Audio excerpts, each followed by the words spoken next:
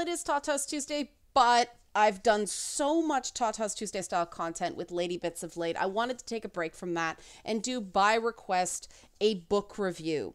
This is something that I said I was reading on Twitter, and more than a few people said, please review it when it's done. Let us know what it's like. I am, of course, referring to what you see on screen. Al Franken, Giant of the Senate by Al Franken, #1 New York Times bestselling author. Now, in order to get the full funny out of this title, you have to say the full title. Al Franken, Giant of the Senate by Al Franken, because it's deliberately comically arrogant. This is an important thing to understand about Al Franken. He's a former Saturday Night Live comedy writer turned author turned U.S. senator. And so, probably predictably, the book is very funny and very partisan. It is very much a book that could be a tee up for a run for president. It could just be a reaction to Trump getting elected. It could be a reaction to the fact that Democrats can't seem to find an economic message with both hands looking in a mirror. The book is part autobiography, part civics lesson with a side of manifesto and a very clear call for civility. It's mainly Al Franken using his own experiences winning the narrowest Senate victory in history. And he does that to do things like humanize both Donald Trump at times and Hillary Clinton. And his humor insulates him from criticisms of brazen hackery when he pokes at Democratic leaders like Barack Obama, Joe Biden, Harry Reid, and Chuck Schumer, sometimes quite savagely.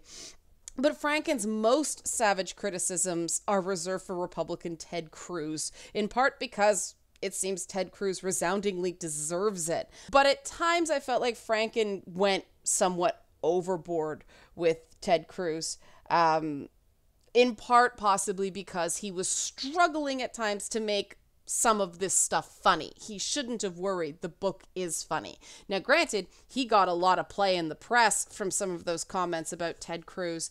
Here's a quote from the back dust jacket.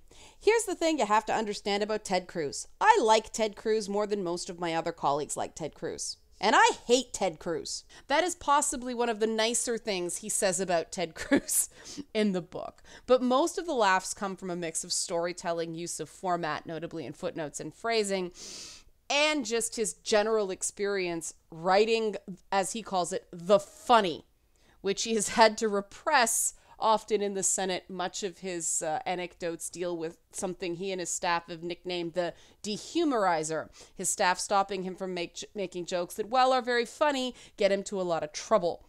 Franken must have written this book fairly quickly because it includes his now infamous confirmation showdown with Attorney General Jeff Sessions. Though he's decidedly brutal on Republicans, Franken also carefully criticizes the Democrat side, notably Barack Obama's staff, whom he portrays as chronic promise breakers and selfish manipulators.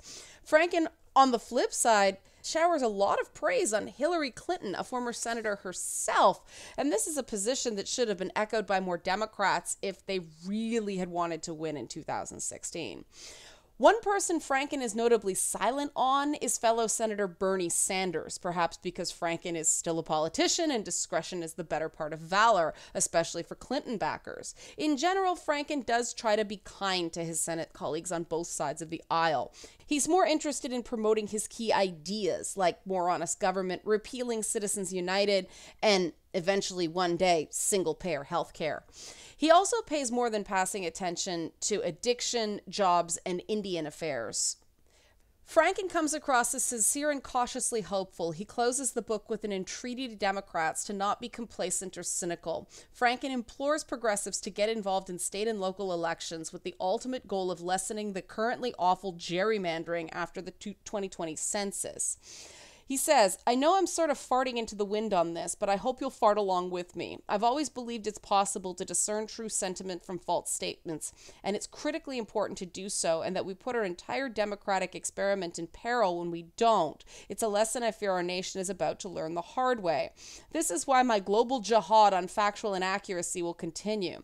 I cling to the hope that national gullibility is a cyclical phenomenon, and that in a few short years we may find ourselves in an era of neo-sticklerism, and a glorious era it shall be. Not surprisingly, Franken is pretty tough on the political news media.